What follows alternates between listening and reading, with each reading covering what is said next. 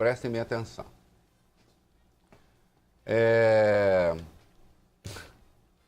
A relação comercial do Brasil com a Palestina é superavitária para o Brasil.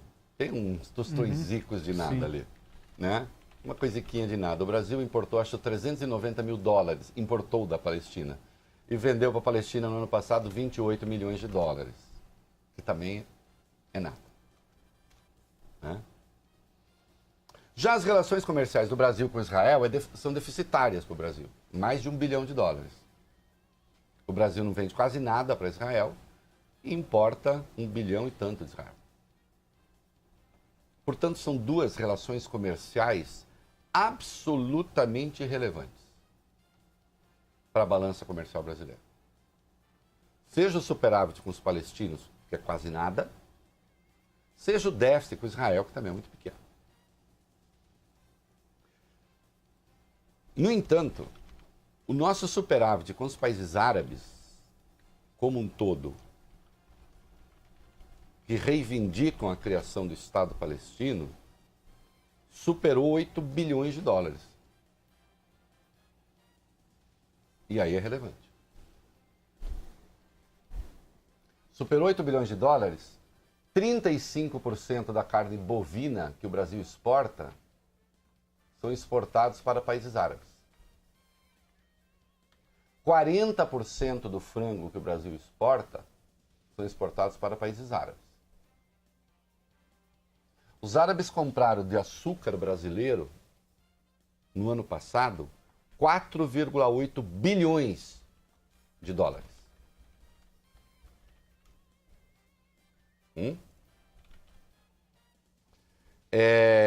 O total das nossas exportações para os países árabes chegaram a 13 bilhões, quase 200 milhões de dólares no ano passado.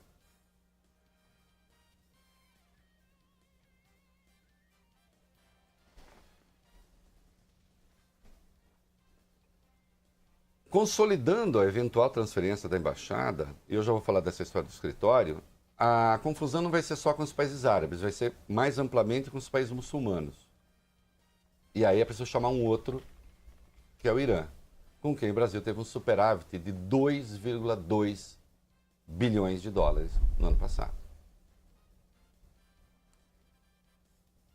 Certo? Veja, eu não estou falando de... então, eu recomendo ao Bolsonaro que não mantenha relações internacionais baseadas em viés ideológico.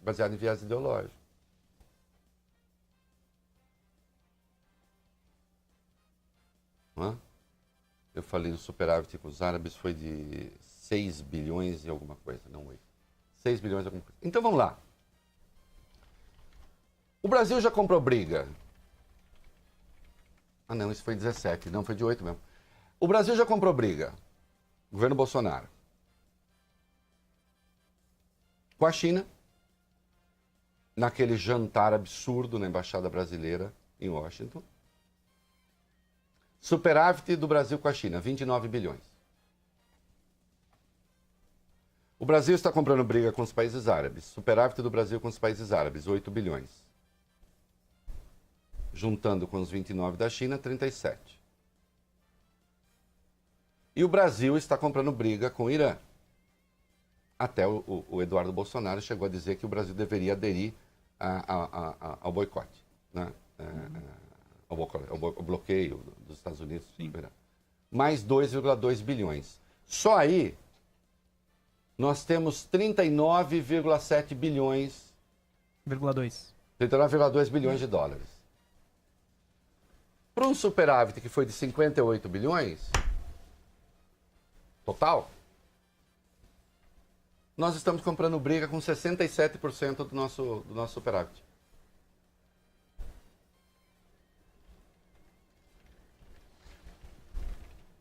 Há quem? Ah, é que você não gosta do governo Bolsonaro. Pois não, quem gosta, que então diga que esse é o caminho correto. Que esse é o bom caminho. Quem acha que esses números não procedem, que vá pesquisar, que vá procurar.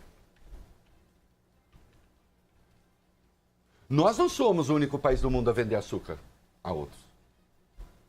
Nós não somos o único país do mundo a vender frango a outros. Nós não somos o único país do mundo a vender boi a outros.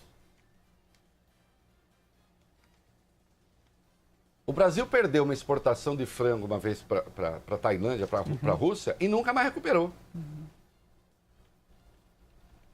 E houve todas as dificuldades ainda criadas pelaquela operação que eu chamei de vaca louca. Sim. Carne fraca, né? Que virou uma vaca louca do Ministério Público. Né? Que tem o potencial de destruir as exportações brasileiras, esses patriotas. Ora, acham que é o bom caminho? Ah, não é. Não é. Nenhum país faz isso. Nenhum país atira contra o seu próprio patrimônio. Em razão de uma fixação que é, sim, de natureza ideológica e religiosa. Vamos comercial. Atenção! Algumas pessoas descontentes, como é que é o negócio aí? O item 6? A decisão do presidente Jair Bolsonaro de abrir um escritório de negócios em Jerusalém, sem transferir a embaixada, é uma consequência principalmente das pressões do setor agroexportador. Pressões legítimas. Agora, deixa eu dizer uma coisa. E os evangélicos não gostaram. Eu noto em alguns lugares dizendo, estão pressionando. Bom, salvo engano, estamos defendendo empregos no Brasil.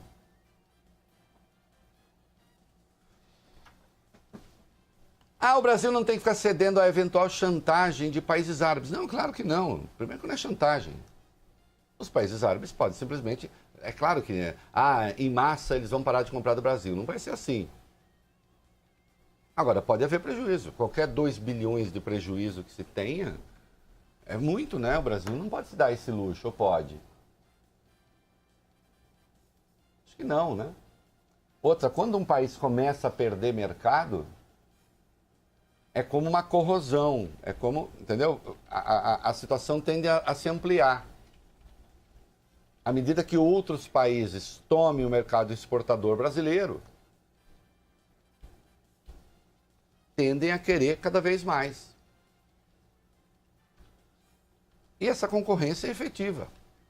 Ela existe. O Brasil demorou muitos anos até ter esse agronegócio poderoso que tem hoje. Até ser o maior produtor de carne do mundo. O Brasil é o maior produtor global da carne, segundo o abate halal, que é o abate segundo as regras muçulmanas. Isso significa ganhar mercado global.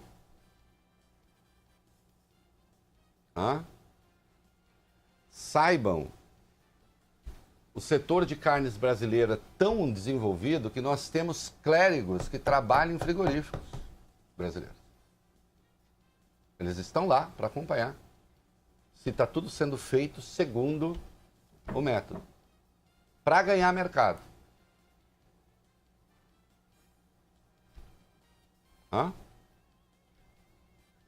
E se pode jogar isso fora. Ou pelo menos ter um grande prejuízo nisso. Em razão de uma fixação que tem natureza ideológica, que tem natureza religiosa, que eventualmente nasce de compromissos assumidos, cujos detalhes desconhecemos. E aí então ficamos numa coisa esquizofrênica, porque de um lado é isso, de outro lado a ministra Tereza Cristina, de quem falaremos agora, tenta consertar o estrago. Está preocupada, Reinaldo, com o impacto que a aproximação com Israel pode ter sobre as exportações brasileiras. A ministra da Agricultura, Tereza Cristina, planeja organizar um jantar com dezenas de embaixadores de países árabes e com expressiva população islâmica. Segundo o jornal Folha de São Paulo, a agenda está sendo preparada para 10 de abril, exatamente uma semana depois do retorno de Bolsonaro de Israel. O objetivo é contrabalancear a viagem. Entre as embaixadas convidadas estão parceiros comerciais importantes como Egito e Arábia Saudita, além de diplomatas de Marrocos, Líbano, Síria, Nigéria, Turquia, Malásia e Indonésia. O maior incômodo para esses países é a promessa de transferir a embaixada de Tel Aviv para Jerusalém. É que agora